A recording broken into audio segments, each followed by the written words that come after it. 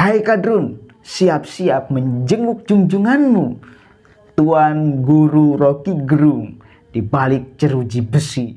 Saya kira Kadrun itu bukan bahasa akidah yang tidak boleh sembarangan diucapkan untuk menjustifikasi seseorang.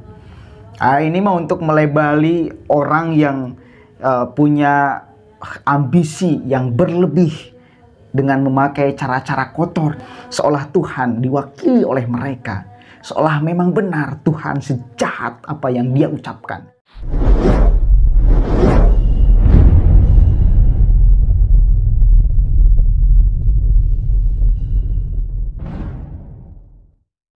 Assalamualaikum warahmatullahi wabarakatuh. Hamdan syukronillah amma ba'd. Sahabat manusia plural, sahabat plural TV, yang mudah-mudahan bisa terus menjadi benteng Pancasila, benteng NKRI, dan benteng kebinekaan yang hadir di Indonesia.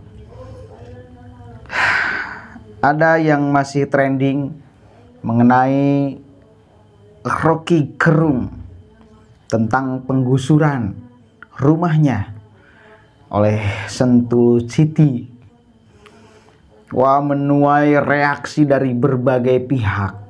Para pendukungnya mulai menampakkan diri, dan orang yang mendukung upaya PT City dalam merebut lahannya juga menuai kecaman, menuai hujatan dari pihak-pihak yang berbeda dengannya. Salah satunya adalah Saudara Ngabalin. Pasti sahabat-sahabat sekalian tahu siapa Ngabalin itu ya, yang memang narasinya selalu membawa, bukan satu kali ini, istilah Kadrun untuk menyebut orang-orang yang suka menyerang pemerintahan dengan narasi-narasi keagamaan. Bahasanya Kadrun, kadal gurun. Bahasa ini memang masih menjadi kontroversi. Katanya dulu bahasa ini pernah dipakai oleh orang-orang PKI untuk menyebut orang-orang Islam. Tetapi apakah itu benar atau tidak, Allahu a'lam. Yang jelas bahasa itu untuk memberikan paham kepada orang. Bahasa itu kan untuk kita supaya memahami apa yang dimaksud, apa yang dituju gitu loh. Kadrun banyak kemudian diucapkan oleh orang hari ini untuk menyebut gerakan ekstrim, radikal, Islam. Ya, hari ini satu kali lagi bahasa Kadrun ditujukan kepada orang yang punya pemahaman Islam radikal, yang ingin mengubah Indonesia dengan secara instan dan memaksa. Ini yang kemudian menuai kecaman, bahkan dengan cara-cara yang picik dan kotor. Maka keluarlah istilah Kadrun untuk orang-orang yang seperti itu.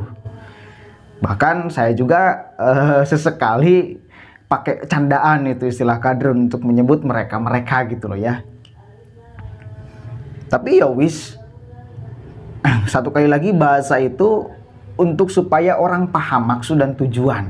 Jadi kita lihat konteksnya. Bahasa Kadrun ini untuk apa? Penyebutan kepada siapa? Anda boleh sepakat atau tidak, silahkan. Gitu loh ya. Bukan bahasa akidah. Satu kali lagi, saya kira Kadrun itu bukan bahasa akidah yang tidak boleh sembarangan diucapkan untuk menjustifikasi seseorang. Ini mah untuk melebeli orang yang punya ambisi yang berlebih dengan memakai cara-cara kotor dan memakai kendaraan Islam yang suci gitu loh ya.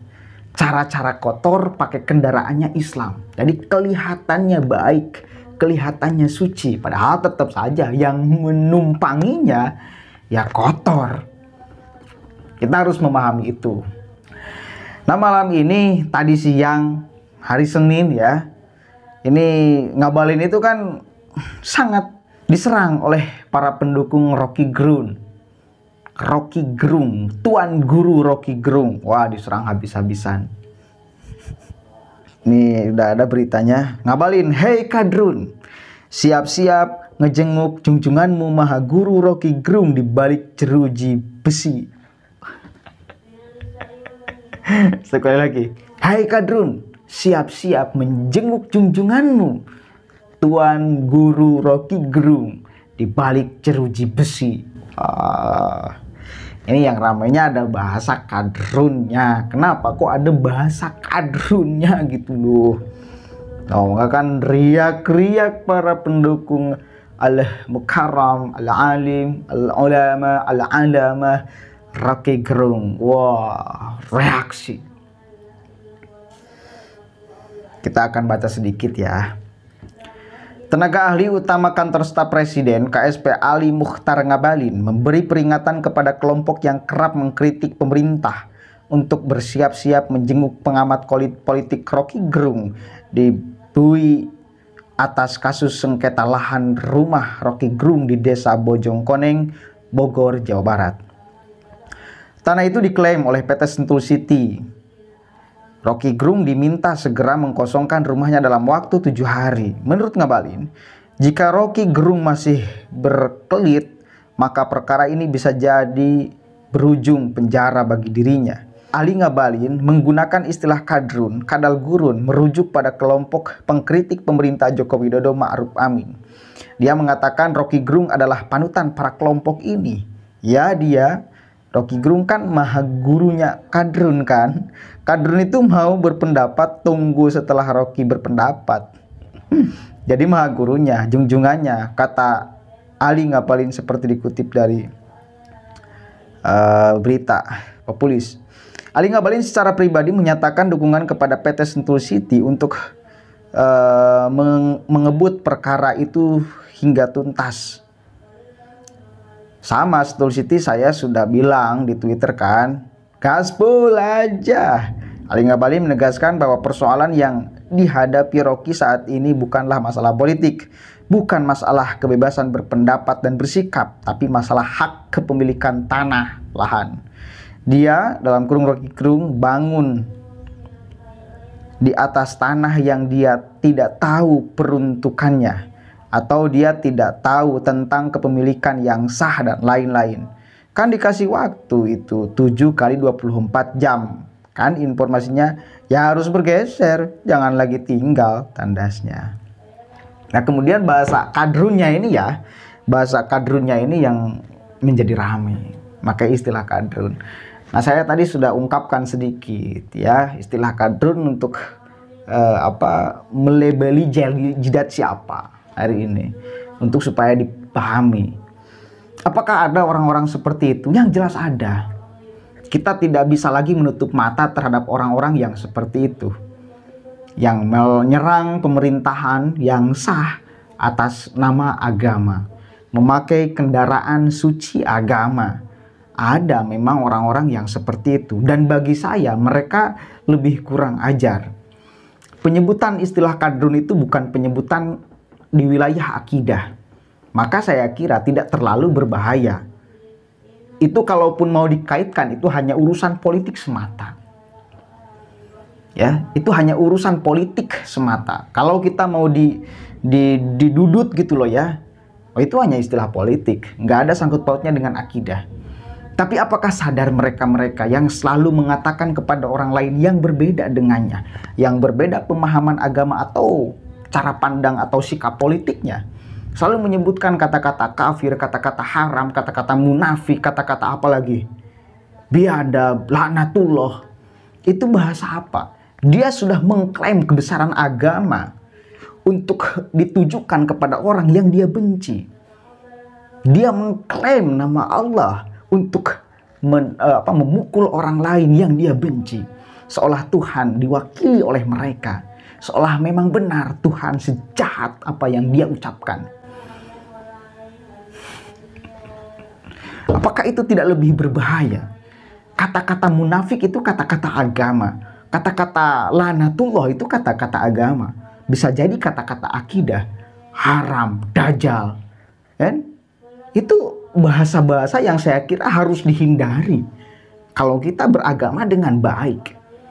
Mungkin yang dituduhnya adalah orang Islam. Kok bisa-bisanya menyebut munafik? Kok bisa-bisanya menyebut laknatullah dan sebagainya? Dan ini kita sebut sebagai orang yang mengklaim dia punya kunci surga. Dan itu nggak bisa. Sebagai seorang Islam mengklaim punya kunci surga itu nggak bisa. Itu kurang ajar itu. Dia mengklaim nama Allah untuk menghukum orang lain. Nah, ini lebih berbahaya saya kira bahasa-bahasa seperti ini. Kalau bahasa-bahasa kadrun, bahasa-bahasa goblok lah katakan, itu bukan bahasa-bahasa akidah, bukan. Ya. Lebih biasalah itu mah, biasa. Kalau sudah istilah, sekali lagi, sudah istilah haram, sudah istilah laknatullah, munafik, kafir, disematkan kepada orang-orang yang berbeda pemahaman agama atau bahkan pemahaman politik dengannya. Nah, ini yang keterlaluan. Ya, ini yang keterlaluan. Ini yang lebih biadab daripada bahasa kadrun kalau memang bahasa kadrun itu jelek. Rabadililah, sadar diri. Ya, sadar diri. Dan kemudian harus berhati-hati ketika berucap tuh. Akhirnya ada orang yang juga ya seperti itu, seperti ini.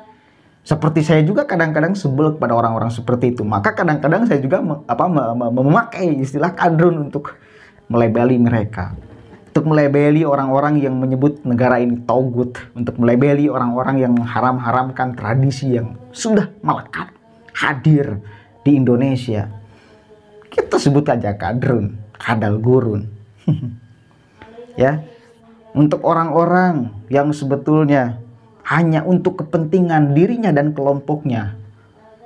Kemudian dia mengklaim untuk seluruh kepentingan umat Islam. Padahal hanya kepentingan politik saja. Saya sebut kadrun. Banyak orang yang menyebut kadrun. Kadang-kadang saya juga memakai istilah ini untuk menunjuk jidat mereka tuh. Tapi saya kira satu kali lagi itu bukan bahasa agama. Maka tidak akan sangat berbahaya. Nggak berbahaya sama sekali bahasa itu.